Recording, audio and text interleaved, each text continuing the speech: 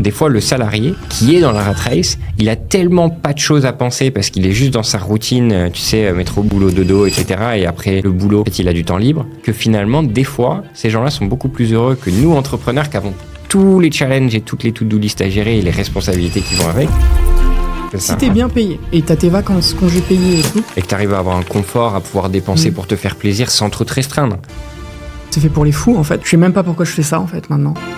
À partir de quel âge t'as commencé toi le dropshipping ? 26, 27.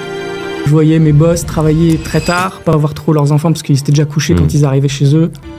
350 000 en 2-3 mois. J'ai eu la traversée du désert, je pensais que j'étais le meilleur. En fait, après j'ai testé plein de produits, ça marchait plus.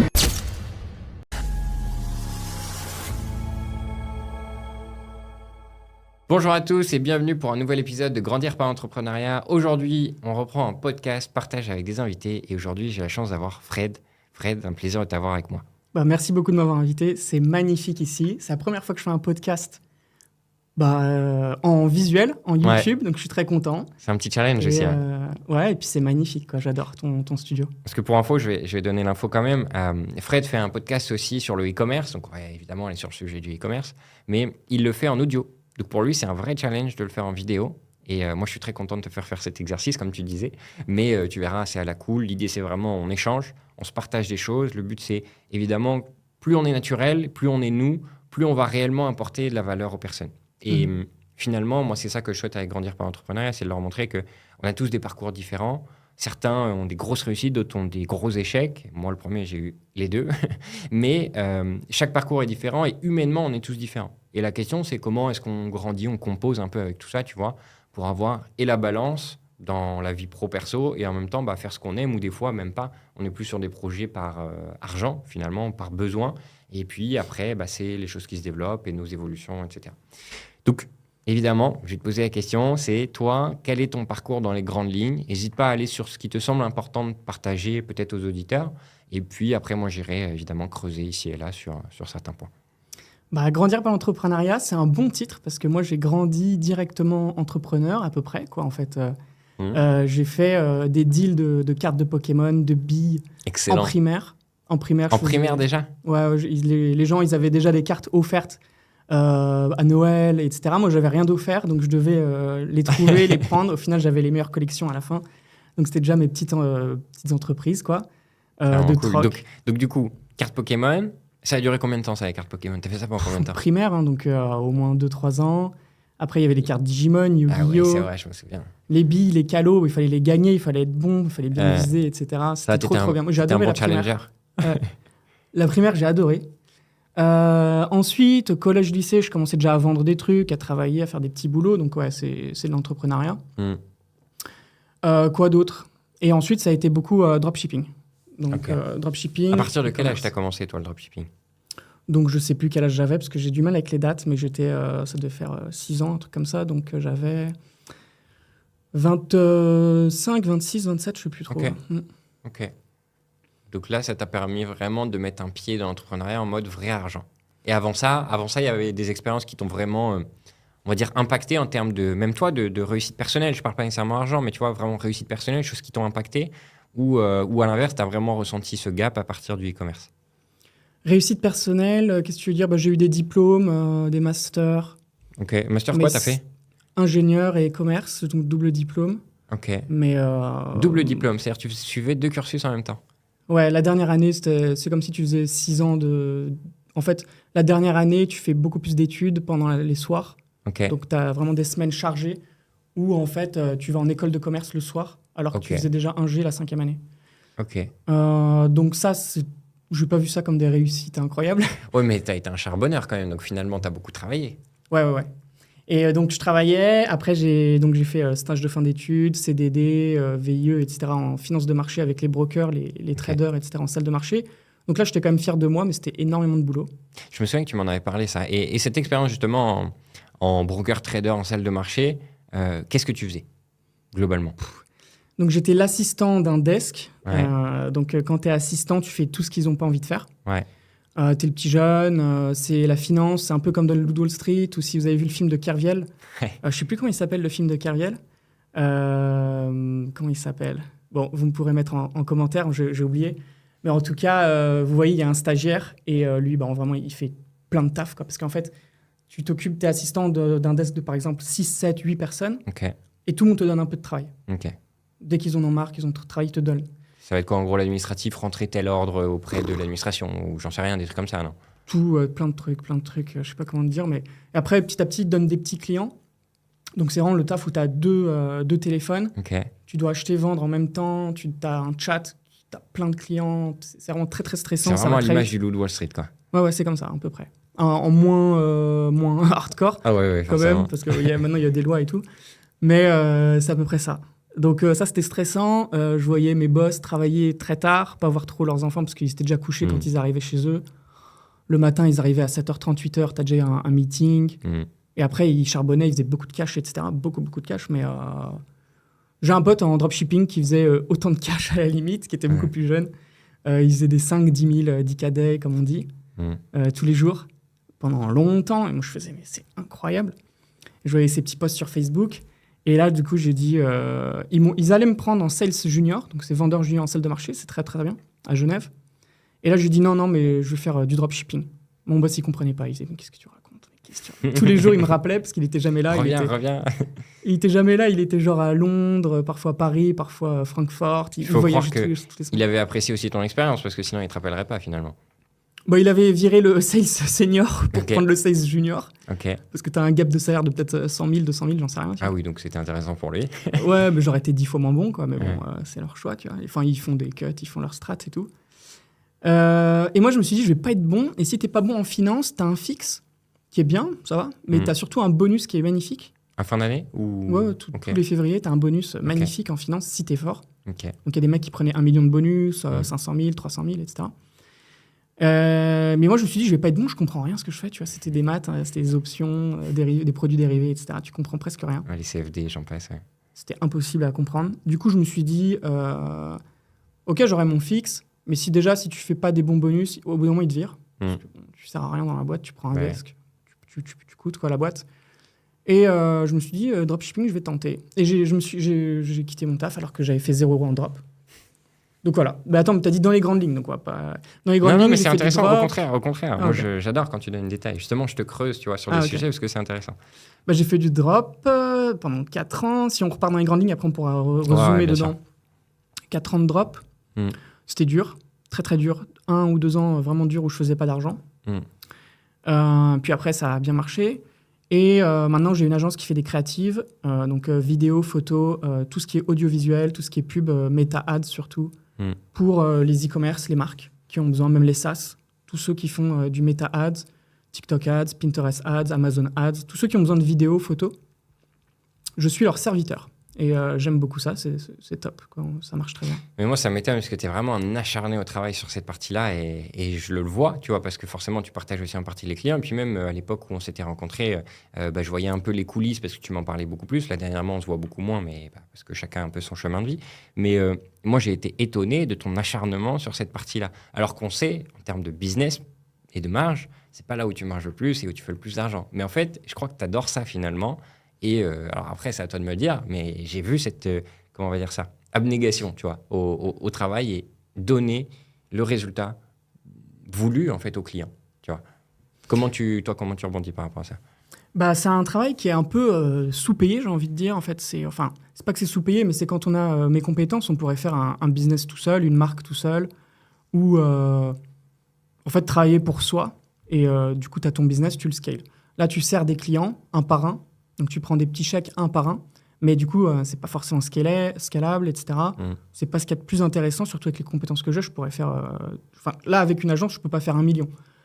Si je pourrais, si j'ai une énorme agence, une équipe et tout.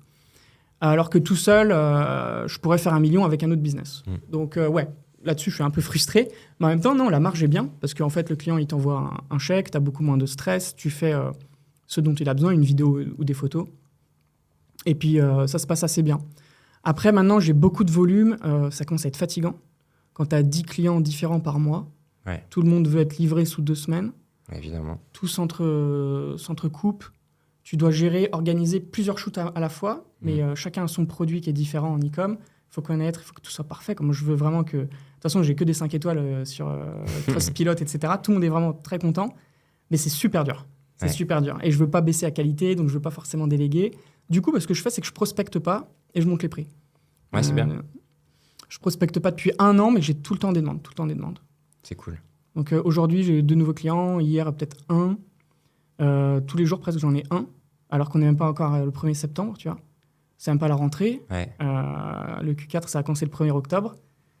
Ça va être dur. Et donc là, on ça va être intense. Ouais. Mais bon. Mais ceux qui sont malins, ils anticipent maintenant, ils te font les demandes maintenant, ils les ont largement à temps pour le Q4, quoi. Donc c'est pas plus mal. Ouais, mais ils sont pas très malins. Donc ça, c'est e-commerce, on peut le savoir. Hein. On en faisant partie, on fait tout au dernier moment et c'est ce qu'il faut pas.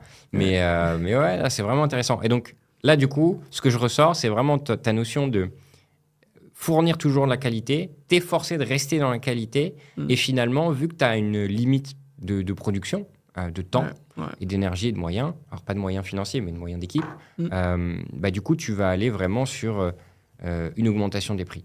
Ouais. Et donc, ça te permet d'augmenter au fur et à mesure tes marges, ta qualité peut-être aussi de travail, de confort de travail, tout en gardant le rythme que tu as, quoi. Ouais. Bah, j'ai vu que ça comme solution. Je me suis dit, il faut que j'augmente les prix, sinon j'ai trop de demandes. Je vais pas travailler le soir, la nuit et le week-end, à part si on me paye bien. Oui. En fait, tout a un prix. Donc, tu peux dire à quelqu'un, pour combien tu ferais ça ? Tout le monde a un prix. Même un truc... non, parfois non, tu vois, mais... Sur certains domaines, oui, mais pas tout. Non, mais pour faire des vidéos, tu as un prix. Donc, si, OK, je vais bosser le week-end, je vais travailler... En fait, tu veux mon temps, tu veux mon expertise, il faut mettre maintenant un prix qui est plus haut que la concurrence, etc. Et encore, ça dépend. Mais je vais encore augmenter mes prix. Tu vois. En fait, j'augmente mes prix tous les 3 mois, en fait. Presque tous les 3 mois, j'augmente. Mais c'est bien parce que de toute façon, les clients qui ont déjà travaillé avec toi, ils vont revenir parce qu'ils font du chiffre derrière. Donc forcément, payer pour après faire le chiffre, eux, ils sont OK. Mais surtout, les nouveaux clients, ils savent que OK, ils payent, mais pour une qualité. Et je pense que ça, c'est un discours que tu vas pouvoir garder au fil du temps. Et quelqu'un arrive dans 3 ans, il te découvre. En fait, il sait que tu seras déjà en place, il sait que tu auras toujours fait le taf pour tes clients et il sait que même s'il met le prix, il aura une délivrabilité qui sera au-dessus de ses attentes. Donc, ça, c'est vraiment cool. Ouais, c'est une garantie, quoi. Et est-ce que je serai encore là dans 3 ans dans ce métier ? Je ne sais pas, parce que c'est quand même fatigant. Intense, Avec une équipe, sûrement, peut-être. Ouais. Une équipe, mais sinon, ça me tente de refaire des e-com. Évidemment. Mais quel travail. Et à chaque fois que je relance, je me fais ban très rapidement. J'ai l'impression je connais ça, ouais. Je suis en plein dedans, là, mais bon. En tout cas, on va revenir justement sur ce passage e-com où toi, tu as donc fait 4 ans vraiment de e-com. Après, tu as dit 1 an et demi, 2 ans, vraiment, ça a commencé à payer. Qu'est-ce que ça a donné à partir du moment où ça a payé ? Qu'est-ce qui a fait ce switch ? Est-ce que c'est les compétences ? Est-ce que c'est un mindset ? Est-ce que c'est... Voilà, partage-moi un peu ce switch. Comment toi aussi, tu l'as vécu, ce passage de l'un à l'autre, et puis aussi l'arrêt de l'e-com, puisque après, tu es passé en agence, mais parce que le e-com, il y avait eu un potentiel fin. Mais je vais te laisser expliquer un petit peu. Ouais, donc la première année, très, très compliquée. Aucune compétence, en fait. Donc, tu te formes sur le tas. Tu crées un shop moche. Il n'y a pas de copywriting. La page produit, elle ressemble à rien. Les photos, c'est des photos AliExpress. Enfin, il n'y a rien qui va. Et en e-commerce, s'il n'y a rien qui va, à moins d'avoir un produit très, très, très, très winner, ça peut marcher. Vraiment, le produit de l'année, même sur une fiche produit horrible, il n'y a aucune photo qui vont, le prix ne va pas, il n'y a rien qui va. Ouais. Ça peut marcher si c'est le meilleur produit du monde. Donc j'ai eu des coups de chance et ça a marché de temps en temps. Mais sinon, il faut que toutes les planètes soient alignées, il faut que tout soit parfait, tout le funnel soit parfait, qu'il n'y ait aucune fuite en gros dans le tuyau, quoi, pour que tu puisses être rentable. Et je n'avais pas les compétences. Petit à petit, maintenant j'ai les compétences, mais il faudrait que je relance un truc, un de ces quatre, parce que j'ai vraiment toutes les compétences. Mais au début, c'était horrible. C'était horrible. Donc, les pubs étaient moches, les produits, le choix des produits, horrible, pas de marge, quoi d'autre ? Les fiches produits, le copywriting, il n'y a rien qui allait, quoi. Donc, ça n'a pas marché. J'ai perdu pas mal d'argent. Bon, ça va, c'était pas non plus... je faisais des petits tests au début, t'es frileux, etc., c'est ça qui est bien. Donc, je me formais pendant 1 an. C'était pas top. Puis, un jour arrive où Notre-Dame brûle. Oui, c'est vrai. Je crois que j'ai jamais raconté mes produits winner. Donc, je crois que tu m'as déjà... Je crois vraiment que tu m'as déjà raconté. Mais tu peux le dire comme tu peux ne pas le dire, c'est propre à toi. Mais en tout cas, je me souviens de l'histoire. Bon, allons-y, on dit. C'est la première fois que je le dis. Donc, j'ai jamais raconté en public tous mes produits winner. Et c'est le jour J. Alors, Notre-Dame brûle. Il y a un mec sur un groupe Facebook qui dit « Ah, faudrait vraiment ne pas être éthique pour vendre ce petit collier qu'il a trouvé sur AliExpress où il y a le vitrail de Notre-Dame. Ouais. » Donc, ça ressemble vraiment au vitrail, donc c'est très joli, c'est des couleurs, etc. C'est rond. C'était un pendentif. Tu l'avais aussi en bague, en boucle d'oreille. Tu pouvais le mettre partout, le pendentif, le petit design, en fait. Très, très beau. Il dit « Faut vraiment ne pas avoir d'éthique pour vendre ça. » Et moi, quand je vois ça, je dis « Mais pas du tout. En fait, le mec a un mindset bloqué. » Ouais, il a un biais, ouais. Il a un biais. En fait, c'est très éthique, en plus. Donc, ce que j'ai fait, c'est que j'ai dit en mémoire à Notre-Dame, le lendemain, directement le lendemain, parce que les gens, ils étaient encore dans l'émotion. Ça passait dans tous les journaux, à la télé, partout, quoi. Donc, la pub était déjà faite. Les gens étaient déjà dans l'émotion. Il n'y avait plus qu'à leur montrer une photo produit par Facebook Ads et les gens, ils voulaient acheter, tu vois. Ouais. Et le copywriting, c'était en mémoire à Notre-Dame, prenez ce petit pendentif si vous aimez cette cathédrale et si vous voulez le soutenir, parce que nous, on va reverser 10% de nos bénéfices à Notre-Dame. Et les gens, ils achetaient, surtout en Amérique, Canada, UK. Incroyable. Le marché autre que la France, quoi. Non, en France aussi, partout, un peu partout, mais ouais. mon site, il était en anglais et en dollars. Ok. Donc, c'était surtout Amérique. Et les gens, comme ça passait dans les news chez eux aussi, ça marchait. Donc voilà, donc ça, c'était des trucs à $19, $15. Après, j'ai mis des upsells, je balançais 10 upsells. Et avant, il y avait Checkout Leaks.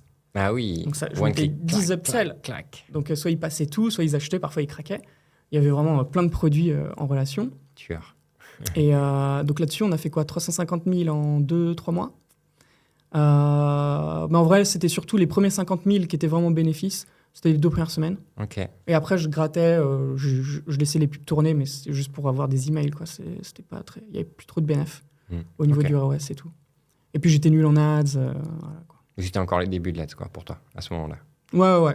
Juste avant, j'avais eu un tout petit winner qui avait fait 10 000 à Noël. C'était un truc où tu mets ton iPhone et tu as un plexiglas qui te permet de zoomer sur l'iPhone. Donc, si tu n'as pas de télé chez toi ou juste tu es dans ton lit, tu mets ton iPhone, tu mets YouTube ou Netflix. Oui, ok, je vois. Tu as un plexiglas qui te fait comme une télé parce qu'en fait, ça zoome direct dessus. Donc, c'est assez stylé. Taille de tablette à peu près, je crois, un truc comme ça, ouais. Ouais. Et là, j'ai fait 10 000. Mais après, j'ai compté tout à la fin parce que c'était que quelques ventes pendant 2 semaines avant Noël. Mais c'était mon premier, je savais pas scaler, rien. J'avais même pas de budget, rien. J'ai fait moins 500 au final parce que quand tu recomptes les refunds, les trucs, c'était moins 500. Donc je fais bon, ok, super. C'était intéressant, mais c'est pas suffisant. Ouais. Donc après Notre-Dame, je pensais que j'étais le roi du monde. C'est bon, j'ai compris le marketing, alors qu'en fait c'était un coup de chance, tu vois. Mais j'ai quand même beaucoup appris parce que quand tu as un truc qui roule, tu peux améliorer après les pages produits, les upsells, les emails, tu peux améliorer plein de trucs. Puis l'entièreté du flow, parce que ton tunnel, c'est pas juste faire l'acquisition et faire la vente, non, c'est l'acquisition, la vente, mais après tout ce qu'il y a derrière, c'est l'entretien, tout ce qui va être justement retargeting, tout ce qui va être email, tout ce qui va être notification, tout ce qui va être SMS. Et ouais. Donc là, j'ai charbonné. Parce que quand il y a un truc qui marche, c'est comme si tu étais dans un lac, ça pêche. Ouais, tu vas la relancer, la canne à pêche tout le temps, quoi. Et puis c'est de l'argent qui t'attend, en fait, parce que c'est des gens qui ont un intérêt, mais qui n'ont pas passé à l'action à ce time-là pour une raison qui leur est propre, mais ça ne veut pas dire qu'ils ne passeront pas à l'action. Donc c'est de l'argent qui t'attend, finalement. Donc ne pas aller chercher, ce serait de la bêtise. Donc oui. Et puis c'est ce qui fait d'ailleurs, beaucoup de business, ils sont rentables non pas sur cette première étape d'acquisition, mais sur la deuxième étape, justement, de retargeting et de réouverture sur cette communauté qui est déjà là. Ouais. Donc là, j'ai beaucoup appris avec Facebook. C'était que Meta, presque. Mais ça envoyait plein de campagnes. Je faisais toutes les techniques qui existaient. C'était à l'époque, c'était quoi ? C'était avril 2018 qu'elle a brûlé, je crois. Ouais. Et du coup, c'était l'époque où vraiment, dans les groupes Facebook, c'était très actif. Et les gens, ils disaient, moi, j'utilise cette technique. Bid, pas bid, je ne me rappelle même plus. Il n'y avait pas encore CBO et tout. C'était vraiment plein de techniques ABO, etc. Mais c'était plein de techniques de fou, quoi. C'est vrai qu'il n'y avait pas les CBO à l'époque. Ouais, c'était pur intérêt, duplication des intérêts. Intérêt Bible, intérêt catholique, Christians. Toi, en l'occurrence, oui. Hein ? Toi, en l'occurrence, avec la cathédrale, c'était ça les... mais même moi, j'aime bien cibler Netflix, CNN, parce que c'était dans les news. Je ciblais... en fait, ce que je faisais, moi, c'est que je ciblais une trentaine. Et je fais toujours ça, de toute façon, mais je crois que ça... Maintenant, je suis plus très fort en méta, mais... Je cible une trentaine d'intérêts. Et si ça prend, je garde. Si ça prend pas, je coupe, quoi. Et puis c'est tout. Okay. Donc même, je peux mettre intérêt McDo, alors que tu vois, c'est Notre-Dame. Mais celle qui marchait bien, c'était cathédrale, Bible, etc. Jésus, etc. Là, tu cuts ceux qui marchent pas et tu gardes ceux qui prennent et tu scales ceux qui prennent, quoi. Ouais. Comme disait Yuri, Jardine Ads. tu fais du jardinage, tu t'enlèves les mauvaises herbes. Ouais, Et donc, tu fais beaucoup de tests. Après, tu enlèves les mauvaises herbes, tu laisses ce qui garde, tu scales ce qui marche, quoi. Ok, excellent. Donc après ça, j'ai eu la traversée du désert. Je pensais que j'étais le meilleur. En fait, après, j'ai testé plein de produits, ça marchait plus. Pendant 6 mois. Putain. Et là, un pote me fait « Ah tiens, tu sais qu'il y a un feu, toi qui es tout le temps sur les drames, qui surfe sur les drames. » Donc tu vois, il était en mode haters, un pote. Un mode haters, c'est que j'ai fait de l'argent. Merci. Lui, il a pas fait d'argent. Ouais. Il dit « Tu sais qu'il y a un autre feu. » Je fais « Comment ça ?» Il dit « Bah, en Australie, là, il y a des énormes feux, les koalas, ils meurent et tout. » Je fais « Ah putain, ok. Ça, je m'en souviens de ça allez, aussi, je tente un bracelet. » Et du coup, j'ai donné plein d'argent. Mais du coup, c'est bien, tu vois, pour les charités. Parce que j'ai dit « Bah, toi, ok, t'es un hater, mais moi, t'as donné combien pour leur charité, tu vois, pour les associations là-bas, pour les koalas, etc. » Donc moi, au final, j'ai donné à 2 assos là-bas. En vendant, il y avait des petits koalas, des kangourous en bracelet surtout. Collier aussi, ouais. Après, j'ai testé plusieurs trucs. J'ai même fait Printful, des t-shirts. Ok. Mais Ouais, ça n'a pas trop vendu. C'était surtout un collier ou 2. Mais j'ai pas pu faire beaucoup parce que c'était Chinese New Year. Donc j'ai fait que 150 000, mais c'était en 10 jours. Ok. Et après Chinese New Year, ça m'a bloqué parce que toutes les usines étaient fermées. J'avais vendu tous les stocks très rapidement. Ah, ça, c'est... Ouais, on l'a tous vécu, celle-là. Donc, bon, pas fou, mais j'aurais pu faire 500 000, mais j'étais à 150, quoi. Mais c'est là où j'ai fait mes records, mes cadets. Je sais plus combien c'était mon record. Peut-être, je sais plus, c'était peut-être pas 18 cadets, non, peut-être 9 cadets à ce moment-là. Ok. Alors qu'avant, avec Notre-Dame, j'avais pas fait 9, j'avais peut-être fait 4, 5. Je sais plus trop. Mais, En tout cas, tu as fait des records à ces moments-là. j'aimais bien parce que même un jour sur l'autre, je faisais un autre record. Et en l'espace de 10 jours, en fait, tu as scalé hyper vite parce que 150K en 10 jours, c'est costaud. Hein. Ouais, parce que je faisais des 15K, je crois, à un moment. Des 10, des 15. Attends, ça fait 10 x 10, 100. Ouais, parce que ça se vendait bien. Ouais. Et c'est vraiment, tu as commencé en gros le jour 1 et tu as continué jusqu'au jour 10 ou c'est vraiment, tu as lancé plusieurs jours? Je pense pas que ce soit 10, hein, en fait. C'était peu peut-être plus. 20. Peut-être 20. Ouais, mais c'est déjà hyper pertinent. Si tu as commencé 10 jours plus tôt et que c'est les 10 jours de la fin qui ont pété, tu vois, c'est quand même relativement lourd. Mais c'était rapide. très très vite, quoi. Ouais. En 2-3 semaines, c'était fini. Donc voilà, donc encore une crise, en fait. C'est pas en fait que je surfe sur les crises, c'est que je surfe sur les médias, ils parlent de quoi en ce moment? Les journaux, ils parlent de quoi? Les gens, ils sont dans quelle émotion? Si tu veux, quand la reine d'Angleterre est morte, j'ai fait un collier direct. Ça n'a pas marché, mais j'ai testé. Demain, Justin Bieber meurt. Les gars, faites direct un truc. Genre, tout le monde toutes les fans vont acheter. Il faut regarder ce qu'il y a dans les journaux. Moi, c'est comme ça que je fais, en fait. Ok. C'est comme ça que j'ai eu mes winners. Quoi d'autre? Genre la free du rough, quoi. Non, parce que ça, c'est pas assez mainstream, c'est pas assez émotionnel. Communauté crypto, juste, ouais. Mais même pas, tu vois, qui va acheter? En vrai, si c'est sûr, ils vont acheter. Mais ils vont pas acheter. Enfin, ce sera pas la même communauté. Et la communauté crypto est très dure sur ça, donc. Là, en ce moment, ça serait quoi? Je sais pas. Il y a rien de spécial en ce moment. Il faut vraiment. Non, en ce moment, non. Quand il y a eu l'Ukraine, que c'était très très gros, tu peux faire un truc. En fait, il y a des trucs un peu tout le temps. Hein. Ouais. Donc voilà. Après, du coup, tu as continué, donc ce shop-là. Après, est-ce que tu en as eu d'autres qui ont marché ou ça a été un peu justement des périodes de transition jusqu'à peut-être arriver à la partie agence? Après, j'ai fait plein de shops, une dizaine. Mais c'est tout le temps mon généraliste qui marchait quand il y avait une crise. C'est-à-dire qu'en fait, j'étais nul en marketing, en fait. Okay. C'est que quand il y a un winner et que les gens étaient vraiment dans l'émotionnel, que ça marchait et c'est tout. Donc, je me suis rendu compte que j'étais nul. Mais j'avais fait plein de shops. J'avais fait un truc pour les Amazirs, les Berbères. J'avais fait un truc pour les enfants en France, des jouets éducatifs, pas marché. J'avais fait des shops Pologne, France... Angleterre, aux US, pas mal de trucs. Je me rappelle même plus, j'ai testé tellement de produits. En fait, j'apprenais beaucoup les techniques Meta-Ads, mais pas les créatives. En fait, c'est la créa qui change tout. Ouais, et c'est quand j'ai compris ça que je me suis mis à faire des créas. Et maintenant, je le fais en agence. Et maintenant, il faudrait que je lance un e-com parce que je suis capable de te faire 30 créas en... Puis tu as la production en 3 maison, jours. quoi. En 3 jours, je te fais 30 créas. Ouais. Même peut-être 100, parce que les statistiques, les gifs, les trucs. Énorme. Dans la tête d'un e-commerçant, c'est un pain énorme de se dire qu'il faut faire des créas, tu vois. Ouais. Donc là, toi, tu as ce pain, tu l'as pas. Et après, tu sais faire. Donc, Ouais. Et comme les entrepreneurs, ils disent souvent, c'est fais le business où tu as un unfair advantage. Ouais, et tu l'as. Donc, c'est-à-dire l'avantage injuste, quoi. Ouais. Et là, je l'ai, le truc injuste. Donc, il faudrait que je lance. Et justement, comment t'es passé de e-com à l'agence et comment tu l'as vécu toi, personnellement? Qu'est-ce que tu pensais à ce moment-là dans ta tête? Qu'est-ce que tu t'es dit? Comment ça t'a challengé? Bah, en fait, c'est une fois que je me suis fait ban. Donc, c'est-à-dire qu'il y a un moment où j'ai scalé très, très, très fort. Mais c'était un produit pour les masques. Ok. Et du coup, j'ai scalé, j'étais à 140 000 jours de CA. C'est là où j'ai fait 2,5 millions, 3 millions très, très, très vite en 2 mois et demi. Ok. Donc là, c'était mon plus gros winner. Sauf qu'ils m'ont ban. Et une fois qu'ils m'ont ban, j'ai réessayé de racheter des business managers comme les gens y font, etc. Alors que j'avais jamais eu ce problème depuis 3 ans, mon BM marchait et Ouais, tout. pareil, j'ai eu la même transition. Et du coup, je refaisais des 200 000 par mois, des trucs comme ça, mais c'était pas très rentable. Et j'ai eu un petit moment de transition où je me suis dit, bon, je vais faire une pause. De toute façon, là, j'avais plein de cash, etc.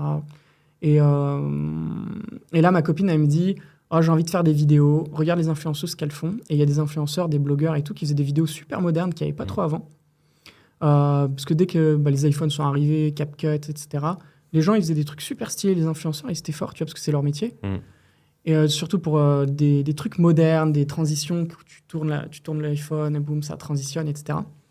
Et je fais, ouais, c'est quand même intéressant et tout. Si tu veux, toi, tu pourrais faire des vidéos où on trouve des restaurants, on leur fait des vidéos et ils nous offrent de la bouffe, ou ils nous offrent petit à petit des chèques, etc. Et on commence, on a 2-3 petits clients, juste on leur fait des vidéos presque gratuites, ils nous donnent un peu à manger et tout. Et petit à petit, on en fait. Je dis, écoute, on va faire un portfolio sur Insta pour que ce soit pro et qu'on puisse leur montrer un portfolio. Et petit à petit, après, j'ai eu des e-commerçants parce que j'avais des e-commerçants qui me suivaient, parce que j'avais fait quelques petits records en France quand même. Et petit à petit, avec mon petit réseau, ils me disent, ah, par contre, moi, je veux des ads. Donc après, j'ai eu la demande qui est arrivée toute seule, en fait. Okay. Et petit à petit, mon portfolio, il a grandi en ads. Maintenant, c'est des ads. Okay. Je fais jamais pour les restaurants, presque. Mais...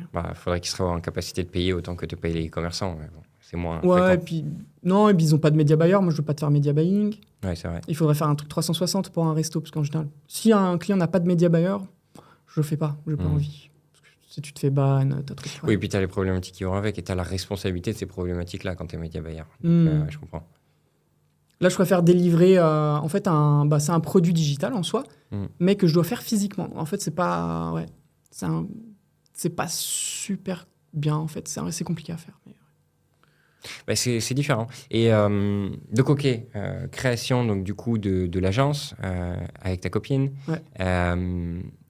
Quand tu as commencé, je me souviens, tu avais fait des restaurants, mais tu avais fait même. Je me souviendrai toujours de cette vidéo. Je l'avais trouvé trop stylée. C'était la vidéo pour le truc qui a fermé assez vite, là, les gaufres, là. Ah oui, très bonne vidéo. Ouais, mais c'était hyper intéressant, tu vois. Ouais. Donc là, c'est un pote qui vient sur Lisbonne, il me dit, on se voit et tout. Et après, on a dîné avec un gars qui est entrepreneur, qui est plus âgé que nous, qui a plein d'entreprises et tout en France, qui est un peu un entrepreneur à succès et qui a ouvert ici une gaufrerie, comme la Quéqueterie à Paris. Ouais, donc c'est la gaufrerie qui est en forme de sexe, pénis et, comment on dit, pénis féminin. Oui, vagin. J'allais dire chatte, mais bon. Et donc, tu avais les deux formes. Et la Quéqueterie à Paris, c'est un énorme succès. Ouais. Et à Lisbonne, il avait un peu de mal. C'était un très très gros loyer en plein centre, etc. C'était trop grand. Et donc, je lui dis, écoute, on peut faire des ads, on peut faire du TikTok ads, on peut faire du Facebook ads, et on peut géolocaliser. Lui, il n'avait pas trop conscience de tout ça, de l'ads et tout. Géolocaliser à 5 km à la ronde ou même un peu plus et tout pour choper des gens qui viennent le week-end en train et tout. Les gens même. Il y a des gens qui habitent loin mais qui viennent travailler ici. Peut-être qu'ils ont envie d'essayer. Et là, on a fait une pub incroyable. Celle-ci a été incroyable. C'était du porn food, quoi. Ouais. Food porn, on dit, ouais.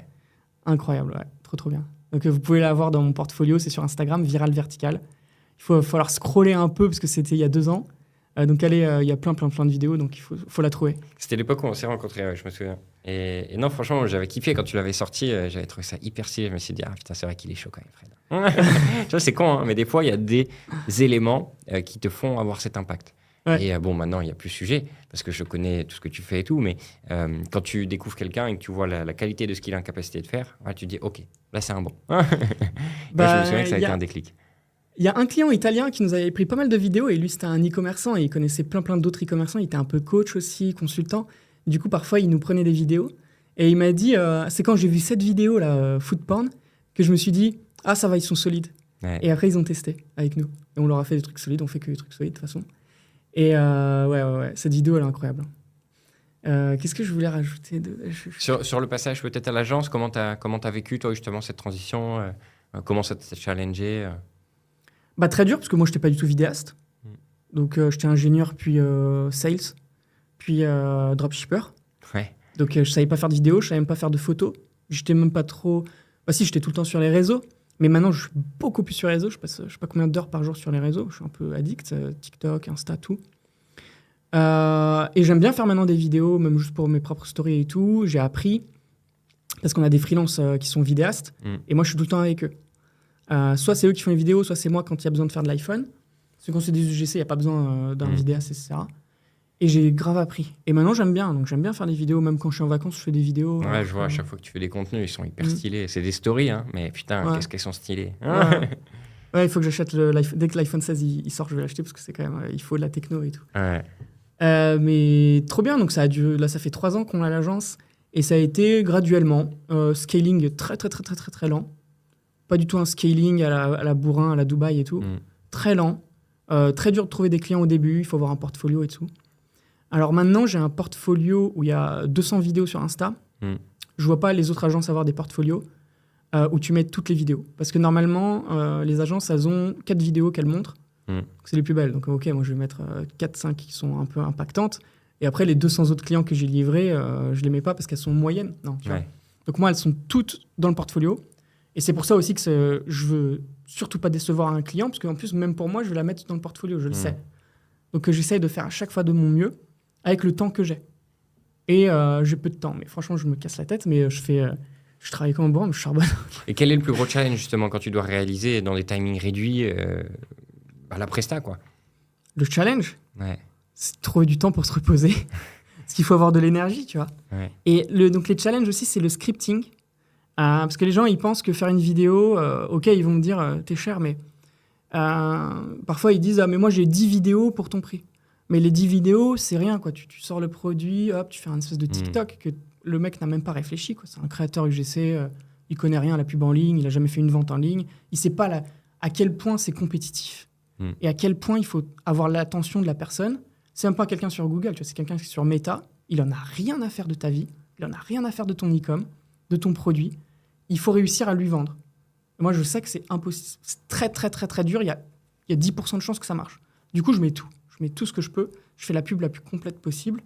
Et je me donne à 100% pour chaque client. Mais c'est surtout dans le scripting, en fait. C'est-à-dire que souvent, les e-commerçants, ce qu'ils pensent souvent, c'est l'acteur, il faut qu'il soit dynamique et bon. Parfois, j'ai des acteurs qui ne sont pas top. Mais si le copywriting, ce qu'il dit, il délivre le message de la bonne manière, ça vend, tu vois. Ça marche. En fait, les gens qui sont dans leur canapé, ils s'en foutent un peu si l'acteur soit très très bon. Si ça se voit que c'est faux, même, ils s'en foutent un peu. Tu peux même faire des vidéos IA, on voit que c'est faux. Parfois, tu mets juste une voix robotique de Google, ça marche. Il y a plein de trucs qui marchent, qui sont moches. C'est vraiment le message, comment tu l'as mis, il faut impacter le cerveau. Qui disent, allez, j'achète maintenant. C'est peut-être ma dernière fois que je vais voir la vidéo, etc. Donc, c'est dans le scripting. Et là, ma problématique du scripting, c'est que, imaginons, là, par exemple, j'ai signé Minea aujourd'hui, c'est 6 vidéos d'un coup. Il va falloir que je scripte 6 scripts différents. Et sauf que pour un script, ça va me prendre 3 heures à peu près. OK. Et 3 heures full focus. Ouais, parce qu'il faut que tu trouves vraiment le tenant des aboutissants de la problématique, de la solution, je vois, le pain, etc. Quoi. Je sais pas, parce que quand je scripte pas juste bonjour, ça va, non. Je scripte aussi le monteur, je lui envoie le papier. OK. Tout est détaillé. OK. J'ai une vision de ce qui va sortir tout à la fin. J'ai une vision de début de A à Z. Et je le sors sur une page blanche. Okay. Donc ça demande une énergie mentale de ouf. Et le problème, c'est qu'il me faut 3 heures full focus. Mais 3 heures full focus, je les ai pas tous les jours. Oui. Parce que parfois, je suis fatigué. Puis tu es en prestation pour un autre client. Et puis... Ouais. Et parfois, j'ai des calls, je dois prospecter, vendre, faire... tout. Manager l'équipe, faire des shootings, recevoir le produit. Tu dois aller à la poste. Hein. C'est des trucs... c'est trop chiant. Je reçois des WhatsApp, 10 WhatsApp par jour, plus même, je ne sais pas pourquoi je dis 10, mais des emails, 15, des WhatsApp. Donc en fait, ça me casse mon focus. Et donc, il faut écrire un script parfait dans la semaine. Donc par semaine, je peux en écrire 3, mais ça me met un pain point de fou. Donc là, je cherche des scripteurs, si vous m'écoutez, si vous êtes bon en script. Mais vraiment, un script, je ne vous dis pas un petit script rapide, un paragraphe. Hein. Je veux que le monteur, quand il le reçoit, ou même le gars qui va faire le shooting, ils comprennent comment filmer, où, dans quelle salle, pourquoi. C'est pas juste qu'il parle avec un fond blanc. Il faut qu'il parle avec le produit, qu'il le montre. Parfois, il enlève son masque anti-rides et en même temps, il parle. Il faut que tout soit nickel. Comme ça, le gars qui fait le shooting, il sait ce qu'il doit faire. Il peut pas se rater. Tout est détaillé parfaitement. Le gars qui fait le montage aussi. Donc ça, c'est un travail. Faut un mec habitué au tunnel de vente parce qu'il connaît le discours, mais en même temps qu'il soit sensibilisé à l'ADS. Il faut qu'il connaisse les réseaux sociaux à fond. Après, à minima, tu peux avoir un premier jet d'un mec qui fait des funnels, qui est habitué à la vente, VSL et j'en passe, ads et tout, en scripteur. Mais toi, tu repasses derrière pour la partie connexion, justement, avec la partie visuelle, à la limite. Comme ça, tu gagnes peut-être 2 heures. Allez, à tout casser. Ouais, je peux repasser derrière. Mais dans l'idéal, je voudrais même pas y toucher, quoi. Oui, il faut trouver le bon profil, du coup. Petit à petit, en formant, etc. Ouais. Non, mais j'ai déjà quelques personnes qui sont bonnes, très fortes, c'est bien. Mais en général, parfois, je le fais. Donc ça a été le gros challenge, balancer l'énergie que tu mets et la balance aussi vie perso, parce que accessoirement, tu partages aussi ta vie avec une certaine compagne, qui est ton associé, avec qui tu travailles. Et faut balancer tout ça, la vie de couple, la vie perso, la vie du travail, les clients, l'énergie pour focus, pour les scripts. Comment tu fais ? Et trouver du temps pour des vacances, tu vois. Et trouver du temps pour des vacances, que vous avez fait d'ailleurs. Et pour dépenser l'argent, j'ai envie de dire, tu vois, parce que c'est ça. Si ça s'accumule, mais t'as plus de temps, en fait, ça sert à quoi, tu vois, la vie. Clairement. Comment j'ai fait Ah non, et puis en vrai, le vrai pain point, là, je dis que c'est script, mais parce que maintenant, j'ai plein de clients. Mais avant, le vrai pain point, c'était trouver des clients. Oui. Super dur. Donc, très, très dur de trouver des clients. Donc, tu fais des mini-prix, parfois, tu fais presque gratuit et tout. Très dur de trouver des clients, parce que les gens, ils ont un média buyer, les e-commerçants ont un média buyer. Ils font leur créa à peu près tout seuls. Ou y a les JC Creators qui font ça pour 50 balles. Ouais. Mais moi, je vais jamais travailler pour 50 €, parce que c'est le prix de 2 briques de lait et de l'eau, quoi, en fait. Donc, avec l'inflation. Qu'est-ce que je vais faire avec du lait? Je m'en fous. Je suis pas passé de dropshipper, j'ai fait 4 millions en drop, à prendre 50 balles. C'est impossible, je suis pas étudiant. Donc, Et puis même, tu es là pour faire tourner une entreprise qui délivre. Donc naturellement, tu peux pas avoir des prix comme ça. Ouais, et puis qui petit à petit va avoir des équipes. Exactement. Donc, impossible. Mais ça, c'est les concurrents, donc c'est un peu l'ubérisation du créateur. Donc, il y a aussi plus l'IA. Maintenant, l'IA va sûrement faire des vidéos. Elle fait déjà des vidéos UGC, etc. Elle ne peut pas encore prendre le produit dans la main et tout, mais je suis sûr dans 2 semaines, c'est fait, quoi. Donc, on verra. De toute façon, je trouverai toujours un moyen. Maintenant, j'ai tellement de compétences que je trouverai toujours quelque chose à faire. Mais c'est là où c'est intéressant et que tu as, toi, une certaine détermination. C'est que c'est difficile de trouver des clients. Aujourd'hui, juste parce que tu as continué, peu importe la manière dont tu as continué, mais tu as continué, tu as le portfolio, tu as les références clients et tu as les résultats de tes clients. Tu vois ? Et donc finalement, qu'est-ce qui a fait la différence de toi par rapport à un autre qui aurait abandonné en process parce qu'il aurait eu les mêmes épreuves que toi ? Finalement, c'est ta détermination à dire non, moi je vais continuer. Et ça a marché puisque la preuve, aujourd'hui, maintenant, tu as des demandes, tu as monté tes prix pour faire le tri dans les demandes et pour garder que les clients qui ont vraiment envie, quoi. Donc, c'est pas plus mal finalement. Ouais, donc détermination. Détermination. Au début, c'est détermination parce que mon compte en banque, en fait, il était plus très gros au moment. Tu vois, malgré tout l'argent que j'ai fait en dropshipping, en fait, on est parti en Espagne, c'était que des Airbnb, des voitures et tout. Je n'étais pas du tout un flambeur, mais en fait, petit à petit... Tu cumules, ouais. Ouais, petit à petit, je me disais, il faut quand même de l'argent, quand même. Un élément, les gens oublient très vite aussi, marge et chiffre d'affaires. Tu as certes fait 4 millions au cumul de chiffre d'affaires, mais tu l'as dit, il y a eu des 150K, des 300K, des machins, où finalement, tu n'as pas fait grand bénéfice, parce que tu as réinjecté, parce que ci, parce que ça. Et pareil, les profits, c'est un pourcentage qui reste après les ads, après les coûts produits, et finalement, après les équipes. Donc, non, mais il restait presque rien. Donc ça suffisait pour tenir 6 mois, 1 an, cool. Mais après, au bout d'1 an, il fallait que je retrouve quelque chose. Et donc on a fait les vidéos. J'ai réessayé plein de drops. J'ai essayé des infoproduits. Mais en fait, je me faisais ban très très vite. Et donc moi, je suis je suis très très très très spirituel, j'ai envie de dire. Et quand je prends beaucoup de murs, par exemple, je me suis fait ban de Pinterest. Personne ne se fait ban de Pinterest. Je rouvre un autre Pinterest, je me refais ban de Pinterest. Ouais. Je me suis fait ban de Shopify. Je crois que ça m'a fait la même chose. Ouais. Ça, c'est quand Dieu te dit c'est pas ton chemin, je vais t'en mettre de plus en plus des barrières, continue tant que tu veux, ça va pas marcher, tu vois. Et par contre, là, quand il m'envoie plein de clients, moi, à chaque fois, je dis que c'est Dieu. Hein. De toute façon, je donne tout mon succès à Dieu. À chaque fois que des clients arrivent, je sais que c'est lui qui me les envoie. Et parfois, j'avais une conversation, il y a 1 semaine, il y a des potes qui étaient à la maison, on avait un apéro et tout, et on fait... Et je dis à chaque... je parle exactement de cette histoire. Ça se trouve, là, on regarde mon portable, ça va le faire. Et je dis, à chaque fois que je veux arrêter l'agence, je reçois un nouveau client, alors que je prospecte pas. Tu vois. Je me souviens que pendant une période, tu m'avais dit, oh, ça me fatigue. Ça me fatigue, j'en ai marre. Ouais, plein de fois, et en fait, à chaque fois, tu as des demandes et c'est reparti de plus belle, quoi. À chaque fois, ça me fatigue et j'en ai marre. Tout le temps. Et c'est pour ça que j'augmente mes prix, parce que c'est trop fatigant. C'est un métier, personne ne me copie déjà. T'as un site de drop, tout le monde te copie. T'as, je sais pas quoi, tout le monde te copie. Agence créa, personne te copie. Pourquoi ? Parce que c'est dur. Personne ne comprend que c'est très dur. Mais en fait, c'est pas si dur, je pense. Si tu veux pas mettre beaucoup de qualité, ça peut le faire. Ouais. Si tu fais genre une agence UGC où tu délègues tout. Tu fais de la masse, oui, c'est pas compliqué, quoi. Ouais, je pense. Mais moi, ce que je fais, c'est super dur parce que... Et en plus, tu es sous-payé par rapport au fait que tu dois rester dans ta ville. Tu peux pas aller en vacances. Là, c'est le Q4. Oui, je peux aller en vacances, mais je vais perdre. Tu sais que tu pars pas avant la fin du Q4, quoi. Non, mais là, on a décidé de quand même aller au Brésil. Allez, c'est parti. On part 3 semaines, je m'en fous. Mais je vais devoir finir tous mes clients avant. Exactement. Et je vais sûrement en perdre plein de clients, mais tant pis, tu vois. Ouais, c'est le choix. Ouais. Mais du coup, je suis bloqué géographiquement. Alors que si tu ouvrais une agence SMMA, tu ouvres Media Buyer, Google, Facebook, peu importe. Tu peux faire de n'importe où, quoi. Je peux faire le même chiffre d'affaires que je fais là, mais de n'importe où. Et sans t'y impliquer, parce que tu as tes équipes en détente qui gèrent le truc, quoi, parce que c'est pas compliqué.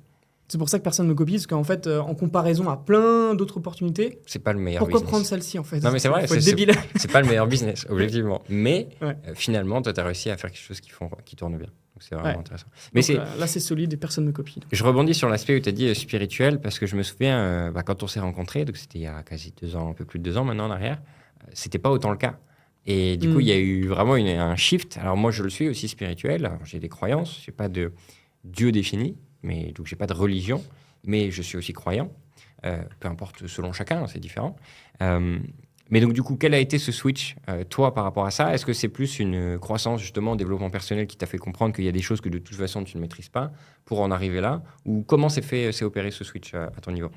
J'ai pas compris la question. En gros, avant, tu étais beaucoup moins spirituel que maintenant. Voire pas, tu comprenais pas, déjà beaucoup, depuis au moins 7 ans, ouais. Ok. Donc, même quand je faisais du drop. Et d'ailleurs, mes meilleurs chiffres, je les ai faits quand j'étais en fréquence haute. Donc, je sais pas comment expliquer fréquence haute, mais c'est quand tu jeûnes, tu fais des efforts sur toi, etc. Et t'élimines tout ce qui est basse fréquence. Et donc, tu montes en fréquence. Mais c'est un peu technique, mais voilà. Ouais, non, c'est pas technique. Tu peux expliquer. La plupart des gens ici peuvent peut-être connaître ça. Donc, c'est intéressant, justement, au contraire. Donc, ok, fréquence haute. Donc, c'était déjà le cas avant. Mais pourtant, je me souviens d'une discussion où c'est vrai que tu disais non, mais moi, je comprends pas. Enfin, tu avais une discussion assez catégorique sur le fait que peut-être que c'était parce que toi, tu es affilié à une religion. Je sais pas si c'est le cas. Mais du coup, tu avais un discours assez catégorique sur ce côté-là. Est-ce que tu penses quand même que tu as évolué sur le chemin ou alors c'est vraiment l'image que tu avais auparavant de la spiritualité ? Ah ouais, j'évolue tous les jours un petit peu, quoi. Là, beaucoup moins parce que je travaille beaucoup. Donc, c'est ça qui me fait chier aussi un peu parce que j'adore travailler sur moi, travailler le côté intérieur. Donc, ça se voit pas. Les gens te disent... Mais parfois, je faisais 6 mois pendant que je faisais du drop. Je testais presque pas de produits parce que j'étais 6 mois à regarder des documentaires, à travailler beaucoup l'intérieur. Et les gens, parfois, ils me disaient, viens, on sort ou quoi. Et moi, je disais, non, je peux pas, je travaille, tu vois. Et ils me disaient, mais tu fais quoi en ce moment et tout. Je fais, je travaille. Mais en fait, je travaillais beaucoup l'intérieur, mais ça se voit pas. Tu vois, t'as pas de Lamborghini à la fin. Donc tu peux pas l'idée. Tu peux pas le prouver. Non, mais tu peux pas le prouver. Mais t'as pas besoin de le prouver de toute façon. Ouais, mais en fait, je travaillais beaucoup. Donc j'ai passé des 10 000 heures de documentation, etc. sur tout ce qui est là-dessus, tous les sujets. Et est-ce que ça a évolué ? Ça a évolué tout le temps. Donc je sais pas comment te dire. Je fais tous les milieux spirituels qui existent, tous les sujets. Voilà. Maintenant, je suis chrétien, mais avant, c'était tout et n'importe quoi. J'ai tout regardé, quoi. Ok, carrément cool. Et toi, tu es du genre aussi, alors ça je le sais moi, par expérience, mais tu as beaucoup... en gros, quand tu es curieux et quand tu t'intéresses à quelque chose, tu vas bouffer toute l'information et la considérer majoritairement comme une vérité. Alors là, je te challenge un peu. Parce que je sais que tu as une tendance à être très dur dans tes prises de position souvent par rapport à ça. Est-ce que ça a toujours été le cas et comment ça a été perçu par autrui et comment toi, tu l'as vécu des fois ta prise de position par rapport à ce que tu as pu apprendre ou lire que tu considères comme une vérité ? Ouais. Quand je suis sûr de moi, je le dis. Et les gens, on peut débattre, quoi, en fait. On peut débattre, mais si je suis sûr de moi... J'ai raison, t'as tort. Mais non, mais en fait, si tu vas pas dire à un pianiste qui a fait 10 000 heures et qui sait qu'il faut cliquer sur cette touche et pas celle-ci, tu vois. Ouais, tu peux pas trop débattre après, tu vois. C'est quoi le dicton l'abeille n'essaye pas de débattre de dire à la mouche que la merde, il y a mieux que la merde, tu vois. Ouais, je vois ce que il y a du miel, en fait. Ouais. Bah, t'as des débats, mais si le mec n'a pas l'information que t'as, moi j'ai passé des heures et des heures et des heures d'informations, donc après, cumulé, t'as les trucs qui se connectent. Donc vraiment, le retour d'expérience que t'as toi là-dessus, c'est t'as beaucoup appris, et donc il y a des choses que t'as pas nécessairement envie de justifier, donc tu restes plus ou moins arrêté sur ce que t'expliques, et la personne elle prend l'information, elle la prend pas, peu importe quoi. Ouais, ou parfois je partage juste une information, même si j'ai pas lu les sources et tout, je partage l'information, même si en fait je partage beaucoup d'informations, même si c'est même pas mon avis, tu vois, mais juste que je sais que si elle est pas dans le mass market, elle est pas dans les médias, personne ne l'a vu cette information, hop, je la partage, et au moins ça fait un avis contre. Mais ça veut pas dire que c'est mon avis ou que je défends, parce que les gens, du coup, ils osent plus partager aucune information, parce que du coup, ça met leur identité. Moi, je m'en fous un petit peu. Je suis un peu comme un journaliste indépendant, mais... qui fait ses propres curiosités, ses propres recherches sur des sujets. Ouais, mais je fais plus trop ça maintenant. Ok. Mais il y a l'histoire de quand j'étais avec l'apéro avec les gens et que je disais j'ai envie d'arrêter, etc. Et boum, je reçois un email pile sur mon iPhone et un Calendly. Donc Calendly, c'est quand quelqu'un book un call avec moi pendant la semaine. Et donc c'est un nouveau client qui arrive, tu vois, de nulle part. Et donc à chaque fois que je veux arrêter, je reçois des clients. Donc tu vois, parfois c'est trop bizarre. Et puis t'as pas besoin de le justifier. Enfin, quelqu'un qui comprend pas ça, il le comprend pas. Tu l'acceptes ou tu l'acceptes pas, mais le fait est là. Donc je comprends aussi, moi totalement ce point de vue-là. Voilà, il y a une notion de plein de choses. Il y a une notion de karma, il y a une notion de l'univers, une notion de tout ce qu'on veut, peu importe l'échelle de spiritualité ou le type de spiritualité qu'on a. Finalement, il y a des choses qui se passent qui sont en dehors de notre contrôle et des fois, il faut écouter ce qui se passe. Ouais. D'accord. Bon, on n'a presque aucun contrôle en soi. Oui. Ou on a... En fait, il y a deux théories. Ou alors, on a tout le contrôle, justement. Tout le contrôle. Donc, on prend tous les choix de toute notre vie. C'est-à-dire que... Soit nos pensées, c'est ça qui impacte tout. Soit, à l'inverse, c'est la manière dont on y réagit parce qu'on n'a pas le contrôle. Et donc, il n'y a que nous et comment on réagit à ça. Quoi. Ouais. Donc là, il y a le livre Transurfing que je suis en train de lire. Et en fait, c'est du quantique. Et il dit qu'en fait, tu as le contrôle sur tout, mais absolument tout. Donc, tu décides d'être heureux, tu décides d'être triste, tu décides qu'il pleuve, tu décides de tout. Et donc, ta vie, c'est un choix. En fait, tu peux avoir tout ce que tu veux. C'est tout est de pensée et fréquence, en fait. Mais c'est super dur d'être heureux. Très, très dur. C'est dur. En fait, je pense que c'est le combat quotidien de tout le monde parce que avoir de la réussite, c'est bien, c'est beau, mais des fois, tu peux faire des millions et pour autant être malheureux parce que finalement, la réussite, ça peut aider à être heureux parce que logiquement, tu as plus de liberté. Mais finalement, qu'est-ce qui fait que tu es réellement heureux? Tu vois, là, dernièrement, moi, j'ai eu ce challenge-là. J'ai plein d'activités, plein de projets, certains qui me payent bien, d'autres qui ne me payent pas, d'autres où j'investis, d'autres où... Bref. J'ai un cadre de vie qui est relativement agréable. J'ai une vie qui est super bien, je suis hyper reconnaissant, mais pendant un temps, j'avais tellement de travail, tellement de... Je pense que j'étais à une limite de burn-out, mais tellement d'énergie à mettre dans mes activités que, en fait, j'étais à la limite d'entrer dans une phase où j'étais malheureux, alors que moi, de base, je suis quelqu'un de plutôt heureux, tu vois, je suis plutôt simple. Ok, je prends les choses comme elles viennent, je prends le positif, je profite, j'ai ma liberté, je fais ce que j'ai envie, ça me plaît.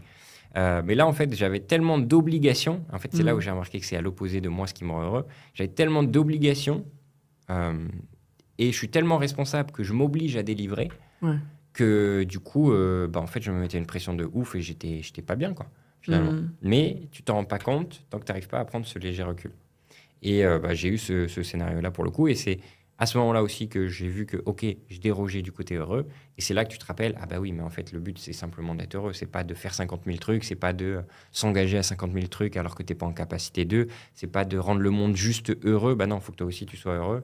Et tu peux pas donner autant aux gens si toi-même, t'es pas bien. Ouais. Et donc, là, j'ai eu un moment pour me recentrer. Et je suis d'accord avec toi, le challenge d'être heureux, c'est toujours un très gros challenge. C'est possible, il y a des techniques. Il y a plusieurs techniques du biohacking, donc tu peux sourire, te forcer à sourire quand tu n'es pas heureux. C'est-à-dire que tu sors, tu peux marcher, sourire. En public, tu souris au moins 1 minute, 2 minutes, ton cerveau va croire que tu es heureux. Ça va un peu impacter. Les endorphines et tout, ouais. Faire du sport, mais Faire du sport malheureux, ça va aider forcément. Tu peux aussi lever les bras. Tu dis à ton cerveau, c'est bon, j'ai gagné une course, tu vois. Comme Usain Bolt, quand il gagne, la victoire, ouais. t'as une victoire. Alors que c'est complètement faux, tu vois, t'es au bout du gouffre, machin. Tu lèves les bras, tu te forces à être heureux. Ça va déclencher un truc. Au niveau du biohacking, comme tu dis, pour expliquer un petit peu, c'est en fait des comportements physiologiques qui impactent justement nos réactions et ce que ça génère dans notre corps. Et donc, naturellement, ce qui génère dans notre corps génère dans notre esprit aussi à une certaine mesure et dans notre cerveau. Et donc, naturellement, ça nous permet de switcher d'un état à un autre. Et ça, bon, si vous ne saviez pas, c'est le biohacking globalement. Et puis, il faut savoir ce que tu aimes et puis le faire, quoi. Ouais. Et ce que tu n'aimes pas. Donc, écouter ses émotions. Quand j'aime pas un truc, là, j'aime pas avoir trop de clients, je m'écoute, en fait, parce que ça m'angoisse, je suis super perfectionniste, je veux que tout le monde soit satisfait, donc je vais pas faire les trucs à moitié, donc je peux pas accumuler trop de clients. Dès que j'ai de l'angoisse, une to-do list énorme, ça me stresse. J'ai pas envie d'être stressé dans ma vie, tu vois. Tu peux être stressé de temps en temps dans ta vie si t'as pas de cash. Moi, j'ai du cash. Donc, travailler, ça sert à quoi ? En vrai, personne ne le dit, mais ça sert à avoir du cash. Le cash, ça sert à quoi ? Ça sert à t'acheter du temps. Et après, pour moi, ce qu'il me faut, c'est du temps. Donc, il faut savoir ce que t'aimes. Et après, le temps, tu l'utilises dans ce que t'aimes. Si ton travail, tu l'aimes, c'est encore mieux, quoi. Mais le but, c'est d'avoir du temps et d'aimer ce que t'aimes, tu vois. Après, il faut être en bonne santé, déjà, pour être heureux. Il faut se coucher tôt. Si t'arrives à faire des bonnes nuits, normalement, tu seras plutôt heureux, déjà, le lendemain. Donc, il faut anticiper. Mais c'est super dur d'être dans la bonne loupe. Et après, parfois, je suis allé trop loin dans le healthy, je buvais aucun soda, etc. Et j'étais vegan et végétarien après, pendant au moins 3 ans. Et après, je me disais, mais là, je suis plus très heureux, en fait. Et d'un coup, je me suis autorisé, après 3 ans, à prendre un...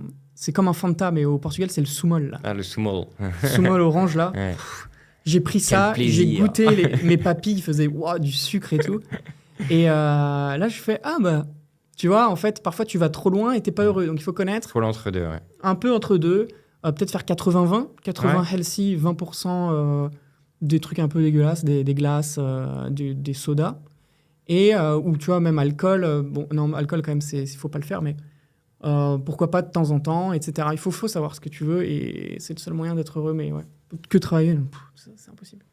Ouais, je suis plutôt d'accord avec toi. Et ce que tu donnes là, la règle des 80-20 sur ce côté-là, ce qui est bien et ce qui nous fait plaisir, en fait, il faut l'avoir. Tu peux pas faire que du bien et ne pas te faire plaisir, parce que sinon, c'est un conflit contre toi-même et tu te bats constamment. En fait, tu es en conflit avec toi-même. Et à l'inverse, si tu fais que du plaisir et que tu fais pas du bien, tu as les excès, tu vas prendre du poids, tu seras en mauvaise santé, etc. Donc, il faut en effet trouver l'équilibre. Et 20% de plaisir, je pense que c'est important. Au niveau financier, on dit 10% de ce que tu gagnes, tu le mets vraiment dans du plaisir dédié, full fun. Là, c'est pareil pour la santé, finalement. Et puis ce qu'on fait, et puis pour être heureux, finalement, aussi. Donc, Ouais, et puis si tu manges 10% de trucs pas propres, tu vas pas devenir très gros, etc. Donc ça n'aura pas nécessairement d'impact, parce que tout le reste, ce sera sur une bonne diète, entre guillemets, ou une bonne hygiène de vie, en tout cas. Donc, totalement. Et pour être heureux, il faut être en bonne santé. Donc, pour moi, le point numéro 1, c'est la santé. Ouais. Sans santé, tu fais rien du tout. Clairement. Tu fais rien. Point numéro 2, après, qu'est-ce que ça serait pour moi après la santé ? Le temps. Moi, c'est le temps et la liberté. Après, du coup, c'est acheté par l'outil qui est l'argent. Parce qu'on est dans un monde où il y a de l'argent. Tu peux rien acheter sans argent, à moins que tu fasses un champ tout seul. Mais du coup, même si tu fais un champ tout seul, il te faudrait un jardinier. Il faut le payer, ou tu le payes en légumes, mais voilà, quoi. Ou vivre en communauté, mais j'y ai pensé, pour vraiment être heureux.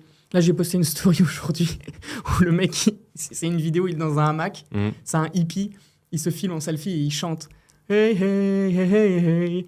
Et en fait, il y a écrit au-dessus, c'est comme un mème, quoi, il y a écrit au-dessus, non pas pauvre, mais et moi qui ai décidé de faire un métier stressant alors que j'aurais pu être comme lui. Et le mec, tu vois dans son visage, il rayonne il a rien à faire, quoi. Ouais, sa to-do list, j'adore, moi, avoir une to-do list où il y a rien. Ouais. Plein de gens me disent, mais souvent ils sont dans la rat race et du coup ils arrivent même pas à s'imaginer ce que c'est de rien faire. Ouais. Mais de toute façon, même moi, quand j'ai rien dans ma to-do list, je vais créer quelque chose. Enfin, je peux rien faire, mais au moins je serai tranquille. J'avais le constat, je sais plus avec qui j'en parlais.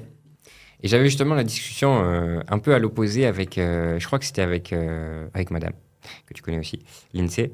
Et on parlait en fait finalement, des fois le salarié qui est dans la rat race, il a tellement pas de choses à penser parce qu'il est juste dans sa routine, tu sais, métro, boulot, dodo, etc. Et après le boulot, en fait il a du temps libre, que finalement des fois ces gens-là sont beaucoup plus heureux que nous entrepreneurs qui avons tous les challenges et toutes les to-do listes à gérer et les responsabilités qui vont avec, de nous faire manger nous, de faire manger les employés, de vérifier que le travail est bien fait, donc que nos clients soient contents, bref. Et donc finalement, ils ont beaucoup moins de stress que nous et moins de... Même si la to-do list, eux, ils n'en ont pas nécessairement. Sauf si to-do list de vie, peut-être, des trucs un peu du quotidien. Mais ouais, non, finalement, ils sont beaucoup moins stressés. Largement. Ouais. Largement. Et je pense qu'ils ne se rendent pas du tout compte. Ils pensent que nous, on est le CEO qui est en lambeau, il est tranquille. Exactement. Tu sais, mais lui, il ne fait pas mon taf. Moi, il n'utilise pas mon Excel. Sauf que le CEO, il n'a pas un Excel, il en a 8. Ouais. Il a 40 emails, il a 40 objets, comment on dit, enfin des outils à gérer. C'est une tour de contrôle, c'est 100 fois plus dur. Ouais. Et du coup, oui, ils sont beaucoup plus heureux. Et du coup, c'est un train de vie à chercher. Il faut savoir qu'est-ce que tu veux. Si tu es bien payé et tu as tes vacances, congés payés et tout. Et que tu arrives à avoir un confort, à pouvoir dépenser pour te faire plaisir sans trop te restreindre. Et surtout en couple, parce que quand tu as cette vie-là en couple et après que tu as tes enfants ou autre et que tu arrives à dépenser sans trop te retenir, que tu arrives à voyager et tout, en fait, c'est plutôt bien parce que tu n'as pas trop de responsabilités, hormis quand tu es dans tes horaires de travail. Sauf que quand tu n'y es plus, tu n'as plus à y penser. Et ça, c'est incroyable, quoi. Donc, ouais, non, je suis plutôt d'accord avec toi. Ah ouais, non, mais c'est incroyable. Et moi, j'ai pas le temps d'organiser des vacances. Donc, eux, je sais que pendant leurs heures de travail, ils organisent déjà leurs vacances ou ils organisent leur week-end. Tu vois, moi, j'organise jamais de sortie le week-end. Parce qu'en fait, je sais même pas quand j'ai même pas l'emploi du temps n'est pas figé. Demain, un shooting peut être annulé parce que le modèle est malade. Du coup, je vais devoir le décaler.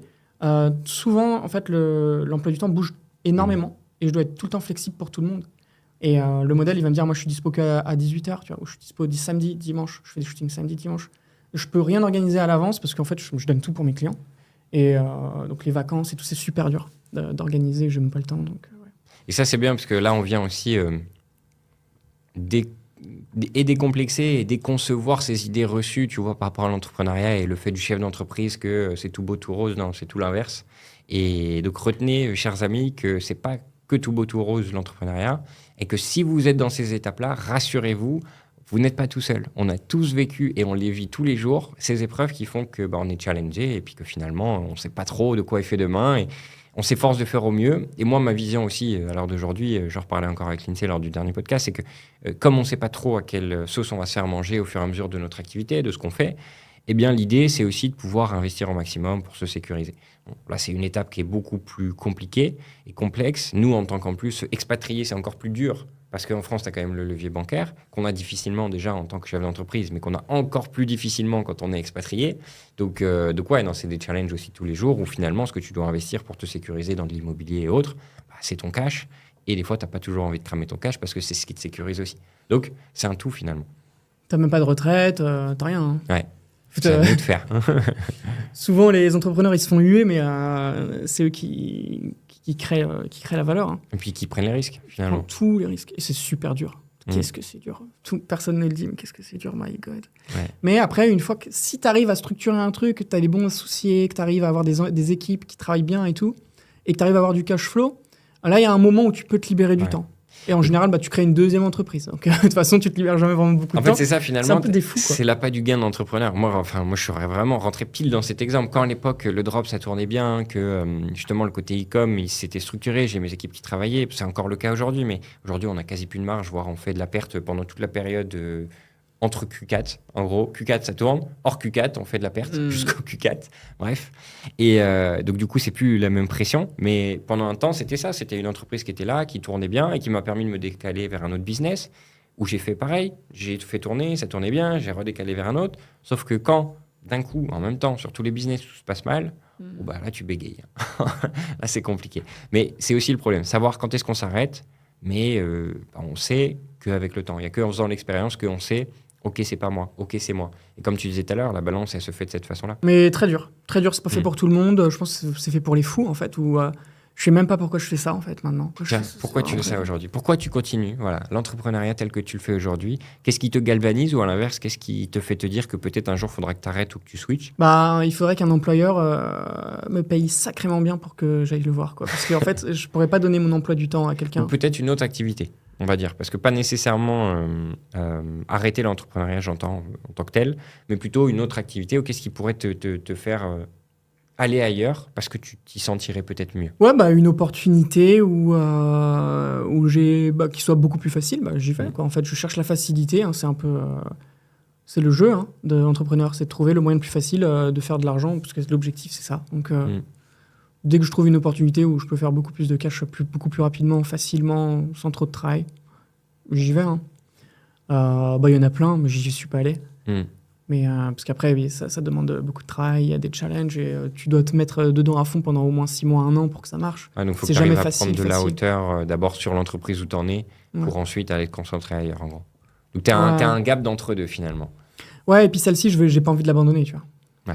Parce que quand même, j'ai des clients qui arrivent tout seuls. C'est comme si... Et puis, c'est ton personal branding aussi, je pense. Indirectement, tu as lié l'entreprise à ton identité et les gens savent que l'entreprise, c'est toi. Et toi, c'est l'entreprise, inversement.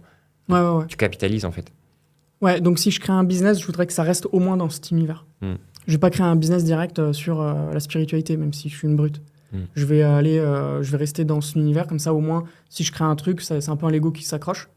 Après, tout marche ensemble, c'est un écosystème. De toute façon, tu vas revenir dans le e-com, tu vas créer un shop, ce sera sur la spiritualité et les points sont connectés. Non, je pense que e-com, non. Parce qu'en fait, produit physique, c'est trop complexe. Du jour au lendemain, il peut faire un confinement. Produit digital? Digital, oui. Ouais. Digital, j'en ferai un, c'est sûr, mais lui, je vais l'exploser par contre. C'est vrai que je t'envoie, j'ai fait un test qui m'a happé là, c'est des funnels, ils sont incroyables, c'est des questionnaires en fait, tu sais, à la fin du questionnaire, ils te demandent ton email, et sauf que pour te valider ce que tu as rempli pour avoir tes résultats, faut que tu payes. Ouais. C'est extrêmement bon parce que tu passes en général un quart d'heure, 20 minutes à remplir le questionnaire, et donc du coup tu te dis, attends, je vais quand même payer pour avoir le résultat. En fait, c'est un tunnel, c'est trop bon ces tunnels-là, et je suis sûr que tu serais trop bon à ça. Ouais, c'est des quiz. Quiz Facebook. Il y avait même un site qui faisait des quiz comme ça. C'est Yuri qui en parlait il y a très longtemps. Quiz, très très bien. Après, tu reçois un email, tu as déjà l'email du gars. Et après, dans l'email, tu mets un petit résumé. Le test de personnalité, tu vois. T'es plutôt frites ou pizza? T'es plutôt truc, cinéma, télé, Netflix. Un quiz, un peu de personnalité un peu bidon, mais il faut que ce soit un peu en lien avec le produit que tu vas vendre derrière. Mais au moins, tu reçois un email très facilement, parce que les gens, ils adorent les quiz, ils sont sur Facebook, ils sont là pour s'amuser. Ce résultat de quiz peut être le produit. C'est là où je voulais en venir, c'est que je te donne un exemple de celui que j'ai rempli hier soir. C'était sur la spiritualité, c'est pour ça que j'ai pensé à toi là. Et en fait, tu remplis le quiz, tu as 20 questions. À un moment, il te fait même allumer ta caméra pour que tu prennes en photo ta main, puisque c'est sur la spiritualité, donc il prend tes lignes, etc. Et il te l'envoie par mail. Mais sauf que quand il te l'envoie par mail, et pareil, quand tu es encore sur la page, une fois qu'il te l'a envoyé par mail, il te dit, maintenant, si tu veux les résultats, c'est tel prix. Ouais. Donc, quand tu restes sur la page, tu as un prix, et il te dit, donc pendant 7 jours, c'est tel prix, et après, ce sera tel prix par mois. Très malin. Et après, donc évidemment, il y a des gens déjà là qui vont payer, mais par mail, quand tu recliques, du coup, le prix qui était affiché quand tu étais sur la page, il est encore plus faible, voire 0 pendant 7 jours. Et après, c'est tel prix. Sauf que tu rentres ta carte bleue à ce moment-là. Donc même si c'est 0 pendant 7 jours, tu oublies dans la majorité des cas de retirer ta carte bleue. Mais tu as envie de le faire pour avoir le résultat. Et donc, trop malin. Selon le temps que tu as mis, Ouais. Donc, enfin, marketingment parlant, tant le rendu visuel et tout, c'était trop. Je vais essayer de le retrouver et je t'enverrai. Mais je suis sûr que ça, c'est le genre de truc, tu peux en sortir des as de ouf sur le sujet et en même temps avoir un tunnel et un projet qui est hyper costaud, quoi. Ouais, mais ça, il faudrait que je travaille beaucoup. Quand même, c'est du travail. Ou alors tu fais un copy-paste. En fait, c'est ça. Il faut copier-coller. T'es flemmard, mais t'es un bosseur pour tes clients. Donc, si t'es pas drivé par un client, tu vas être flemmard. Ouais, donc c'est-à-dire que quand j'étais indépendant en dropshipper, je lançais pas du tout un produit par jour. Pas du tout comme tout le monde, ou 3 produits par mois. Je crois que je lançais 3 produits par mois. C'est nul, tu vois. J'étais lent, mais je me formais beaucoup. Je faisais beaucoup de réseaux. Moi, je pense que j'aime bien aussi parler aux gens et tout. Et j'apprenais plein de trucs. Mais j'étais beaucoup sur la spiritualité. En fait, je passais mon temps sur YouTube. Donc, je travaillais, mais je travaillais pas sur le business. Donc, c'est dès que j'ai du cash, en fait, j'ai mon matelas. Je prends du temps sur ce que j'aime. Donc, c'est plutôt apprendre et tout, chercher la vérité, etc. Mais donc, quand il y a des clients qui viennent, pour eux, je travaille beaucoup. Parce qu'en fait, déjà, ils me payent au début. Et moi, quand on me paye, jamais de la vie, je vais l'abandonner, le mec. Ouais. C'est pour ça que les clients, souvent, ils veulent pas me payer 100% au début. Mais moi, je sais que c'est beaucoup mieux s'ils me payent 100% au début. Tu vois, parce que déjà, je me sens respecté et en fait, je vais délivrer parce que je suis obligé. Alors que si, parfois, ils me disent 50-50. Déjà, je fais plus de 50-50 parce que un mec, à la fin, n'a pas payé le dernier 50%. Ouais. Sauf que moi, bah, j'ai délivré, quoi. Je m'en fous que t'aimes pas. Tu vois. C'est comme si tu disais, il m'a dit, oh, mais j'aime pas trop. Je dis, oui, mais ok, mais moi, j'aime pas trop le chocolat blanc. Mais 90% de la planète kiffe, tu vois. Enfin, le goût, je m'en fous, en fait, ton goût. Teste la pub, va voir, je suis sûr que ça fonctionne, ça va cartonner. Et surtout que j'ai pas cette garantie. Donc maintenant, je fais plus de 50-50, c'est 100%. Et même quand quelqu'un veut négocier, c'est presque un client que j'ai plus envie de travailler pour lui. Je négocie pas trop. Ouais, parce que ça correspond pas, c'est pas le profil client qui correspond. Mais c'est très bien. Et j'ai remarqué, moi, pareil, ce qui me drive maintenant avec le recul, c'est quand plus je suis impliqué auprès des gens, plus je suis drivé à faire le taf. Si je suis pas impliqué auprès des gens, bon, je vais faire le minimum et basta, tu vois. Et ouais, donc en fait, c'est intéressant d'avoir quand même ce tiers qui finalement est ton motivateur et non pas toi-même. Et parce qu'on est flemmard, quoi. Donc je suis un peu comme toi. Ah ouais, t'es flemmard. Bah, c'est le cordonnier le moins bien chaussé. Ouais. Je pourrais faire des ads, je pourrais faire des shops, je pourrais faire des funnels et tout, mais j'ai tellement la flemme. Alors que, bon là, les clients, ils arrivent du Saint-Esprit. Genre, je reçois des gars, ils me trouvent de je sais pas où, tu vois, c'est du bouche à oreille. Hier, j'ai fait un meet-up, t'as pas pu venir, le dîner que j'ai fait. Il y avait 6 personnes, 6 gars qui sont dans l'e-com. Et il y a un gars, à un moment au dîner, qui me dit mais au fait, comment tu nous connais tous? Et un par un, ils ont dit. Donc il y en a un, c'est sur Twitter. Puis après, on a fait un meet-up à Lisbonne quand je suis passé, machin. Okay. Il y en a un autre, il m'a dit je parlais à un gars dans une fromagerie, puis il y avait de la queue. Et le gars, il était média buyer et il m'a conseillé, moi, pour de la créa. Okay. Donc tu vois, ils arrivent de nulle part. Ouais. Il y en a un fromagerie, la fromagerie française, là, à Lisbonne. Ça tué, ça. Ouais, ça m'a tué. Sur le Calendly, tu sais, quand il book un call, moi, j'écris toujours d'où tu me connais. Ouais. Et parfois, il y a écrit Instagram, parfois, il y a écrit Google, parfois, il y a écrit Twitter. Parfois, c'est bouche à oreille, un ami. Souvent, c'est un ami. Et là, c'était... j'ai rencontré quelqu'un à la fromagerie de Lisbonne. Tuerie. Et puis, comme ça, un mec Google, un mec Insta, c'est des mecs qui viennent de partout. Donc, en fait, j'ai envie de dire, c'est Dieu qui me les envoie, mais en même temps, j'ai mis tellement de graines partout, exactement, dans du terreau. Tous les réseaux sociaux, j'ai mis des graines que au bout d'un moment, je suis un peu connu. Au bout d'un moment, tu as les fruits les arbres, ils poussent. Ouais, et puis si tu regardes la sphère e-com, tu sais, elle n'est pas très grande en francophonie non plus. Donc, ça va assez vite de se faire connaître quand tu fais le taf. Il suffit que les plus gros e-commerçants, ou en tout cas, on va dire les mecs qui sont dans le top 100 des e-commerçants, il y en ait une dizaine déjà qui te connaissent. Bah, tu sais qu'il y a déjà quasi la moitié qui te connaît parce que déjà la dizaine, ils se connaissent presque tous les uns les autres. Ouais. Donc, en fait, finalement, ça va relativement vite. Ouais, il y a même un gars, il m'a dit tu sais qu'il y a un mec en Thaïlande qui m'a parlé de toi et tout. Quand il était en Thaïlande, à un resto avec lui. Dingue. Je fais, c'est qui son nom et tout, je le connaissais pas. Tu vois. Donc en fait, petit à petit, je commence à avoir une personal brand et je vais essayer de capitaliser là-dessus et faire encore plus. Tu vois. Et le podcast que tu as lancé est extrêmement pertinent dans ce sens-là aussi. Et bravo de lancer ce projet d'ailleurs. Merci, ouais, j'adore ce projet. Je l'ai lancé sur un coup de tête. Et qu'est-ce qui te drive justement? Quelle est l'idée du projet? Rien, moi j'aime bien parler avec les gens et comprendre toute leur stratégie et tout. Et j'ai remarqué les gens dans mon podcast, ils sont tellement transparents parce que je les mets à l'aise. Ils ont l'impression que c'est un call, parce qu'en plus il n'y a même pas la caméra, donc en fait... Ils ont l'impression que c'est un call, ils sont chez eux, tranquilles, et ils me disent tout. Leurs produits winner, combien ils ont fait, leurs metrics, leur ROS, quelles strat ils ont utilisé et tout. Et du coup, c'est énormément de valeur pour tous les e-commerçants. Il faut vraiment que vous alliez sur ce podcast. Vous allez trouver sur toutes les chaînes, c'est e-compreneurs. Il y a sur Deezer, Amazon Music, YouTube Music. On mettra le lien en description, rassurez-vous. Ouais, Apple Podcast, etc., Spotify. Et donc, j'invite plein de gens. Je vais en inviter 50. Voire peut-être pourquoi pas 100, parce que je connais plein de gens au final en e-com, parce que donc quand j'étais dropshipper, j'en connaissais 5, 10, tu connais quelques gens, parce que parfois tu les rencontres. Et il y a les groupes, toujours, que tu peux rencontrer des gens, mais tu les connais pas forcément.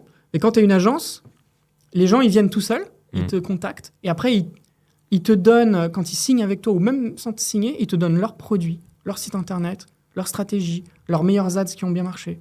Genre, je connais une tonne de stratégies de tout le marché, quoi, maintenant. Donc, petit à petit, ça m'a fait plaisir d'avoir en fait une agence pour faire du réseau aussi.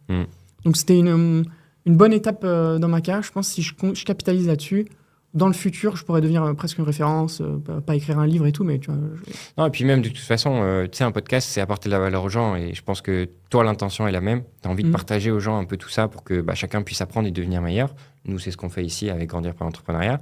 Et même si aujourd'hui, ce n'est pas un intérêt financier, ça le deviendra. Parce que par nature, quand tu fais le contenu pour apporter de la valeur, ça en crée de la valeur. Et donc, c'est même en dehors de toi, même si ça fait des affaires grâce à toi, et que tu n'es pas rémunéré, en fait, à un moment ou à un autre, ça va te faire péter. On en parlait, karma, spiritualité, tout ce qu'on veut, mais ça va revenir à un moment ou à un autre. Et pareil, un podcast, tu as énormément de moyens de générer des sous avec. Tu as au moins 11 manières de créer de l'argent avec. Le tout, c'est de savoir celle qui te correspond le mieux à toi, humainement, et celle qui s'implémente le mieux vis-à-vis de ce que tu veux partager.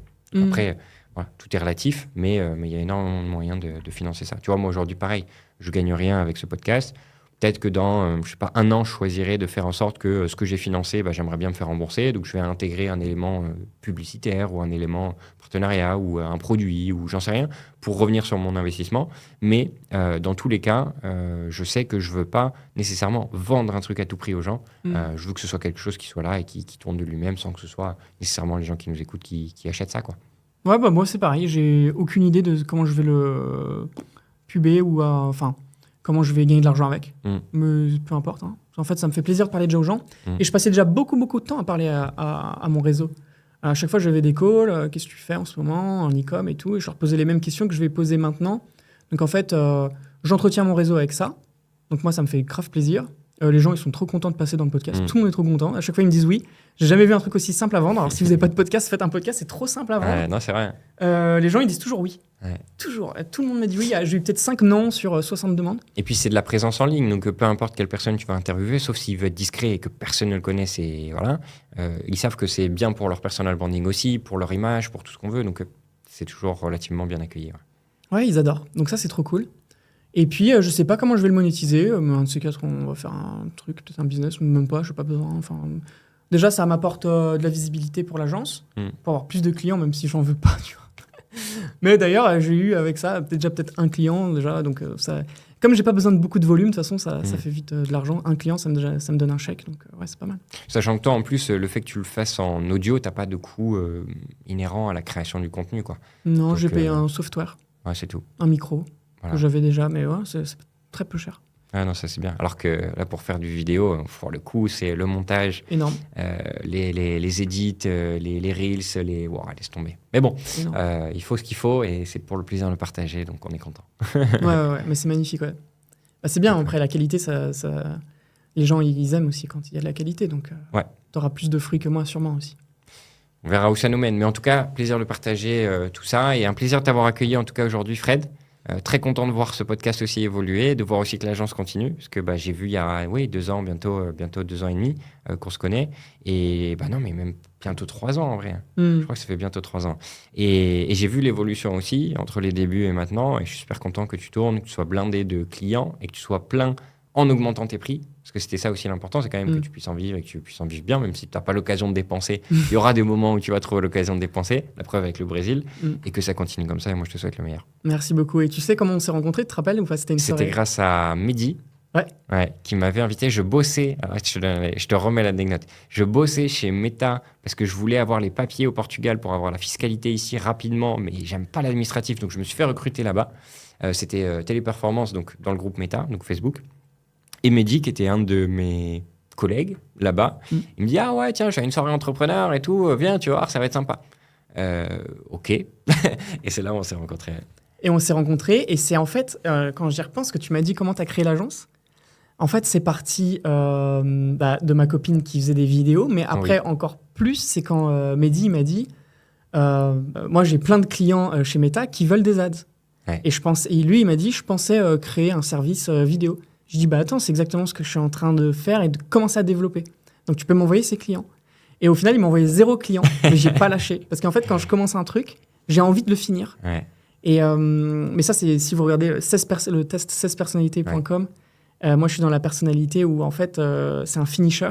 C'est-à-dire que quand tu commences, tu finis. Et jusqu'où tu finis une agence, moi, je pense que là, j'ai prouvé que j'y arrivais. Et je pense que je peux passer à une autre étape si j'ai envie. J'ai fini, tu vois, j'ai fait le taf 3 ans comme ça sur un truc, ce qui est parti un peu sur un coup de tête. Du coup, on remercie Mehdi, c'est grâce à toi finalement, donc merci à toi aussi qu'on se soit rencontrés. Petite bise à toi. Oui, c'est clair. Donc voilà, c'est ça. Merci beaucoup. Un plaisir. C'était un très bon échange, merci beaucoup, j'ai hâte de revoir le montage final. Et avec plaisir. Et comment t'as trouvé alors ce record vidéo pour une première? Très bien. On est à l'aise avec toi? Écoute, parfait. C'est que j'ai fait le taf. Et la lumière est magnifique. Je pense que le rendu va être trop beau. Ouais, non, ça va être sympa. Les amis, ça a été un plaisir de vous accueillir encore une fois pour ce podcast. On se dit à très bientôt. Merci encore Fred. Merci à toi. Et les amis, bonne réussite à tous. Et puis on se retrouve à très bientôt. Évidemment, likez, commentez si ça vous a plu et surtout soutenez-nous en mettant un petit abonnement. C'est ce qui fait que derrière, plus de gens vont nous découvrir. À très bientôt. Ciao. Salut. Ciao, ciao.